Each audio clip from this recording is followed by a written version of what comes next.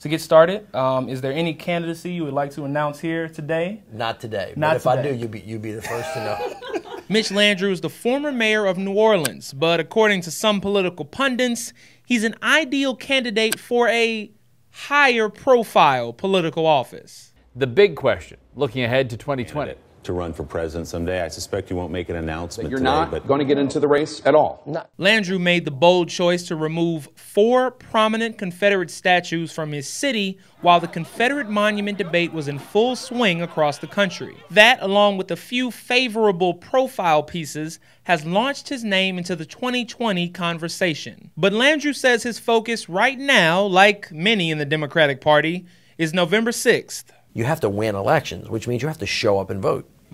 Now, it is true that there's a lot of voter suppression going on, and that's bad.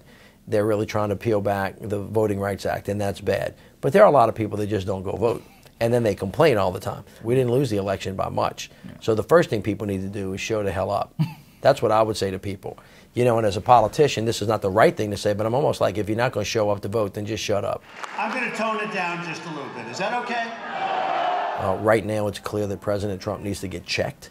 And the best way to do that is to make sure that Congress is given the numbers and the responsibility to do its job, which is to be an effective third branch of government. There are so many people who are consistently outraged about something. People are constantly retreating to their political corners. Yeah.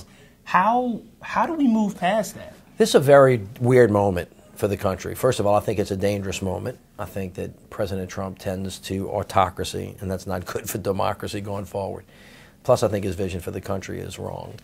You got to have somebody that wants to solve the problem. Now, you know this. You're from the neighborhood. You know, when people start fighting, they're the people who help make the fight happen, or the people who pull folks apart and try to make peace.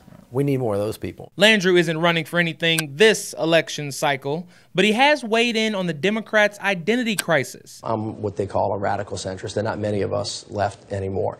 Landrieu's centrist attitude and policies have led to some criticism from political friends who say he's more of the same rather than a new hope for the party. You have to govern for the whole country. This is one of the criticisms that I think falls right on Donald Trump's shoulders. Now, he's governing to his base, and he happens to be winning.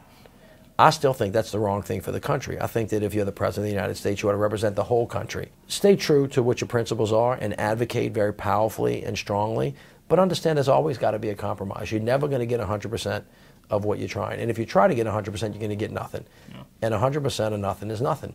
And so I would ask people to advocate powerfully, passionately, but responsibly. With the midterms just days away, Landrieu finds himself noticeably less busy than usual. This will be the first time in 30 years that he's not campaigning for a political seat or occupying one.